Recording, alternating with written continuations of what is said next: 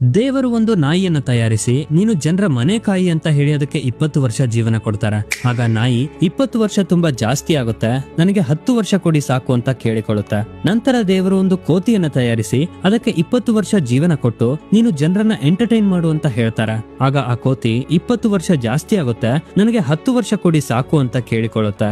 ನಂತರ ದೇವರು ಪಶುಗಳನ್ನ ತಯಾರಿಸಿ ನೀನು ಪ್ರತಿದಿನ ರೈತರಿಗೆ ಸಹಾಯ ಮಾಡು, ಹಾಲು ಕೊಡು ಮತ್ತು ಜನರಿಗೆ 60 ವರ್ಷಗಳ ಕಾಲ ಸೇವೆ ಮಾಡು ಅಂತ ಹೇಳ್ತಾರೆ.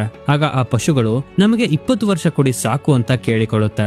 ನಂತರ ದೇವರು ಮನುಷ್ಯರನ್ನ ತಯಾರಿಸಿ ನೀನು ತಿನ್ನು, ಮಲಗು, ಆಡು, ಮದುವೆ ಆಗು, ಲೈಫ್ ನ ಎಂಜಾಯ್ ಮಾಡು, ಅದಕ್ಕೆ ನಿನಗೆ 20 ವರ್ಷ ಕೊಡ್ತೀನಿ ಅಂತ ಕೇಳ್ತಾರೆ. ಆಗ ಮನುಷ್ಯ ಇದನ್ನೆಲ್ಲ ಮಾಡೋದಕ್ಕೆ ನನಗೆ 20 ವರ್ಷ ಸಾಕಾಗೋದಿಲ್ಲ, ಪಶುಗಳು ನಿರಾಕರಿಸಿದ 40 ವರ್ಷ, ಕೋತಿ ಬಿಟ್ಟು ಕೊಟ್ಟ 10 ವರ್ಷ ಮತ್ತು ನಾಯಿ ಬೇಡ ಅಂದ 10 ವರ್ಷ, ಇದನ್ನೆಲ್ಲ ನನಗೆ ಕೊಡಿ ಅಂತ ಕೇಳ್ತಾನೆ. ಹಾಗಾಗಿ ದೇವರು ಆ ಎಲ್ಲಾ ಪ್ರಾಣಿಗಳ ಆಯಸ್ಸನ್ನ ಮನುಷ್ಯನಿಗೆ ಕೊಡ್ತಾನೆ. ಅದಕ್ಕೋಸ್ಕರ ನಾವು ಮೊದಲ 20 ವರ್ಷ ತಿಂತೀವಿ, ಆಡ್ತೀವಿ, ಮಲಗ್ತೀವಿ, ಜೀವನವನ್ನ ಎಂಜಾಯ್ ಮಾಡ್ತೀವಿ. ನಂತರ 40 ವರ್ಷ ನಮ್ಮ ಫ್ಯಾಮಿಲಿಗೋಸ್ಕರ ಪಶುಗಳ ರೀತಿ ಕಷ್ಟ ಪಡ್ತೀವಿ. ನಂತರ 10 ವರ್ಷ ನಮ್ಮ ಮನೆಯ ಮಕ್ಕಳಿಗೆ ಕೋತಿಯ ರೀತಿ ಎಂಟರ್ಟೈನ್ ಮಾಡ್ತೀವಿ. ನಂತರ ಕೊನೆಯ 10 ವರ್ಷ ನಮ್ಮ ಮನೆಯಲ್ಲಿ ಕೂತ್ಕೊಂಡು ಮುದುಕರಾದಾಗ ನಾಯಿಯ ರೀತಿ ಮನೆಯನ್ನ ಕಾಯ್ತೀವಿ. ಸ್ನೇಹಿತರೆ, ಜೀವನ ಅಂದ್ರೆ ಇದೆ. ನಿಮ್ಮಲ್ಲಿ ಇನ್ನು ತುಂಬಾ ಜನ ನಮ್ಮ ಪೇಜ್ ಅನ್ನ ಫಾಲೋ ಆಗಿಲ್ಲ, ಈಗಲೇ ಫಾಲೋ ಮಾಡಿ, ಯಾಕಂದ್ರೆ ಭವಿಷ್ಯದಲ್ಲಿ ಇಂತಹ ವ್ಯಾಲ್ಯೂಬಲ್ ಕಂಟೆಂಟ್ ನಿಮ್ಮಿಂದ ಮಿಸ್ ಆಗೋದಿಲ್ಲ.